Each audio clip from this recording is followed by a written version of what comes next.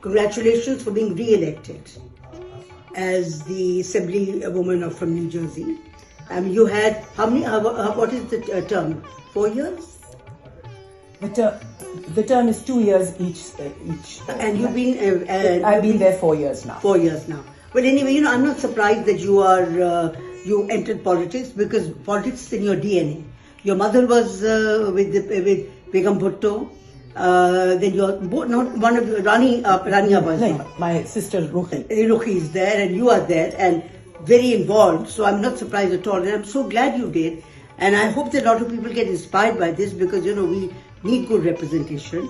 And just now tell me, what is the nature of your work and what are you planning to do? Tell me about it. Shama, so tell me. So an assembly person, there are two facets to the work. One is constituent services, in which we serve the residents of our district. Each district is between 225 to 250,000 people. I have 10 towns in my district, round about George Washington Bridge. That means how many? 200. We have about 230,000 residents in our district. And in New Jersey, we have 40 districts. Each district has one state senator and 2 assembly persons, and I am one of the assembly persons in my district. And you're the deputy? I have been appointed by leadership as deputy majority leader for the House. There is a majority leader, and there are 4 deputy majority leaders, and I am one of them. And the assembly consists of 80 people, and the Senate consists of 40 people. So our job, we have 2 facets. One is serving the people in our district, which means if a resident calls and says, I have a problem with my license, I have a problem with my health insurance, I'm having a problem with the mayor, with the police, my son is stuck somewhere, we need your help. So that is one thing which we do. And I think that's a very important part of our job. Absolutely. How do they have access to you? Our office is advertised where we are. Our phones are always open. We go to every community event. People meet us. I think half of New Jersey has my cell phone number. We pass out our cell phone. We are always accessible. People email us, they call us, they text us, they show up at our door, always welcome. And then the other side is the legislation. And that is we make the laws. And for that, we either have ideas of our own, or advocates come to us with ideas and say, look, this is something that's happening in New Jersey which has to be corrected. Why don't you do this? Then we discuss it. We come to an agreement. We write a bill. Now, the process is, the bill is written in the Assembly, but you have to have a companion bill in the Senate. And both bills have to be identical. So there's a lot of back and forth, discussing amendments, compromise. Once both houses pass those bills, then the bill has to go to the governor. And even there, the governor may come back and say, I don't like this, I can't support this. It happened to one of my bills. I was working on a public transit option, and he said, no, it was $26 million. He says, it's too expensive, give me something less. So he didn't support that bill. Other bills, he will sign it, it becomes the law. I just had a bill passed in which, there are certain plastic elements which are in firefighting foam, and firefighters, because they're exposed to it, it's cancer causing. So we were able to get a grant fund so people can replace that foam with less lethal foam, with foam that is not lethal. And he happily agreed to pass that bill. But he has to sign, or he can come back and say, look, why don't you change it, this, that, the other, and then I will sign it. So it's a constant negotiation and compromise until we all agree. But you have a good teamwork. It's good teamwork. We're lucky. We had a governor who was a Democrat. I'm a Democrat. We are lucky that the Democrats have control of the houses, both houses, so things move easier. I don't think it happens that easy for the Republicans. Though I must say our speaker and leadership team are very fair, and I've seen several Republican bills also pass, and I'm very happy when I have Republicans sign on to my bill, because you want things to be bipartisan. Of course. You want it to be bipartisan. Absolutely. So that is basically, and we go to all the public events, we go to, and different groups will then invite us. I also chair the Children, Families and Food Security Committee in the Assembly. I'm the chair of that.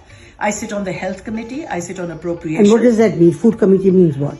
There is worldwide and also in New Jersey and in the United States, there is a shortage of people getting access to food. They are food insecure. They go to food pantries to be handed out food, which is a very sad state of affairs. The richest country in the world, and there is no shortage.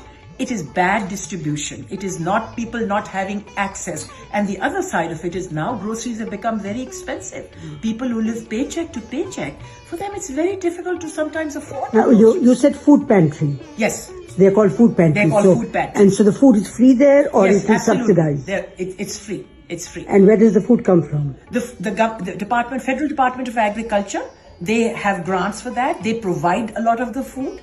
It then comes down to the states, and the states distribute it. And in what form does it come? In packages? It just comes in packages. It comes in tins. It comes in boxes. And now the pantries are getting grants to buy fresh produce. I have a friend who runs a pantry. She's a Muslim, so she makes an effort to bring halal meat there for people who desire that. I went to her. And it's all cooked food? No, this is all ready to eat. Okay. You have to cook it. It's groceries like you would buy from ShopRite. You know, Okay. You call it pantries. It's called a pantry. Okay. There are kitchens which will prepare the food and feed you, but that's a different kind of thing. So you have that also? We have those also. So this pantry is like a grocery shop? Grocery shop. And the kitchen is where soup kitchens and all, where food is cooked and served, depending on the need of the area. Yeah. And who does all the cooking and the services? The pantries have their own staff. They work on it. They get grants for that. And we like to, the speaker of our house is very, very committed to this. So we put in $85 million in the budget for this. So we try to help. And then of course we get the federal government money also. So I chair that, and And what income level are these people? Nobody's ever asked what your income level is. If you can't afford it, you can't afford it. Also, Marina, I want to let you know that since I was the first Muslim ever elected to the New Jersey State Assembly and the first Pakistani, I took it upon myself. You know, in the assembly when we meet, there's always a prayer, and it's from different denominations. It could be Christian, it could be Jewish, it could be a non-denominational prayer. So I requested the speaker to allow me to bring an imam to do the prayer. So I tried to get an imam during Ramzan. And in New Jersey, January is declared as Muslim Heritage Month. So I also try to get an imam during January for when we have our voting sessions, so that we can have a prayer. And I'm trying to set it up for that. And then and now luckily we have two more Muslims in the assembly, which is a big thrill. One is a Palestinian gentleman, the other is a Pakistani. So this is wonderful. But from New Jersey. From New Jersey. What we do is to celebrate Muslim Heritage Month, I will do what is called a ceremonial. We get people we want to recognize, Muslims in New Jersey. We want to recognize their achievements. We bring them to the floor of the house. It could be an organization, it could be a person. We bring them to the floor of the house and in front of the entire house. We talk about them, we tell people what they have achieved, and we present them with resolutions recognizing them. So that's a nice way of introducing to people who really don't know much about Muslims that we too are as much part of fabric of this society. What was nice about you, you're moderate about everything, and and you keep it objective for everybody, to be able to be a part of it, which I think is very important. And also, Marina, the main thing is, some people sometimes ask me, well, you're a Muslim, what are you going to do for Muslims? I was elected in a district which is very diverse. I have Muslims, I have Christians, I have Jewish people, I have Hindus, I have all sorts of people in my district. I'm elected to represent all of them. So I have to represent everybody's. I go to all the Diwali events, I go to all the temple events, I go to all the Sunday church events they invite me to. That's part of my job. But you're a very secular person anyway. Yeah, but that helps. But even if I was not, if I want to do a good job, I have to be a representative of all the people. Yes. So I've been to practically every church in my district for Sunday services. I've been to Sabbath services in the temples. I have no problem. The important thing, what I'm saying is that there's no contradiction in you. No. To do all this. No, not at all. That helps. Not at all. That helps. And I always go and make a point of telling them, look, I am from a different faith.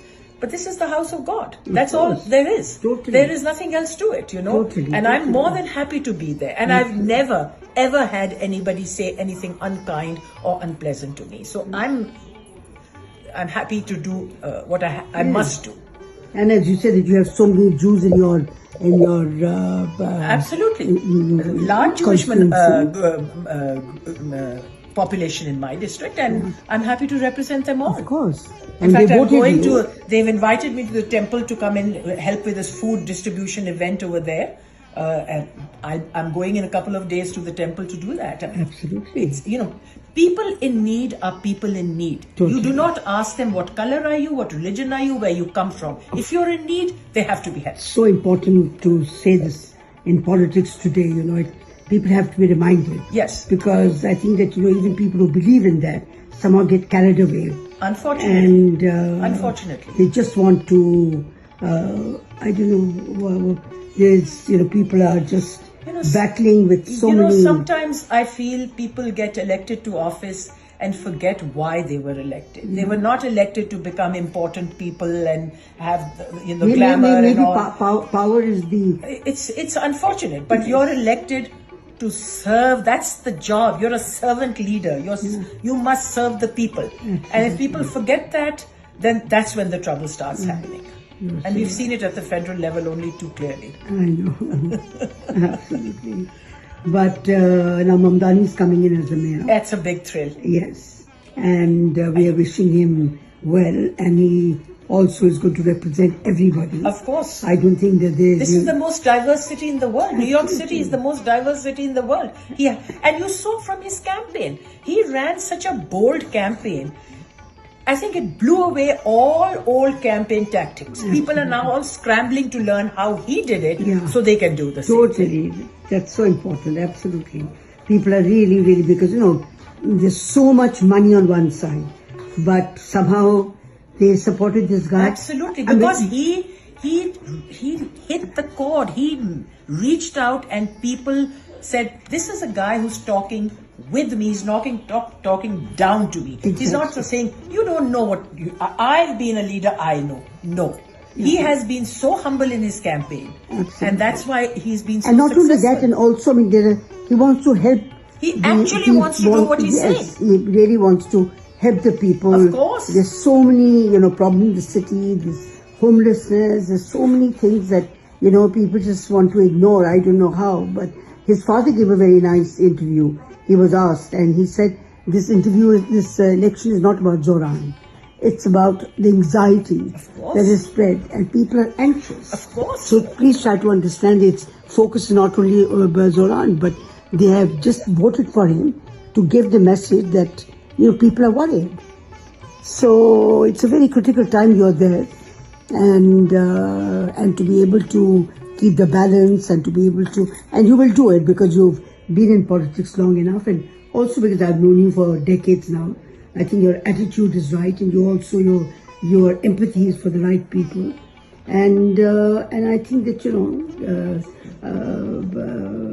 wish you all the best. But I'm Pakistanis are very proud of you, as they should be, and I think you will be re-elected many more. Thank you, Marina. It's very kind of you, and you've always been a friend, so it was easy to talk to you. No. But it's very important because the message that you're giving is very important. Because this polarization has become such a problem. Unfortunately. That whatever few people who are coming up now, if they're able to sort of somehow or the other bring everybody together, or at least keep people a little calm, that in itself will be a big achievement. Best of luck, Shama. Thank you, Marina.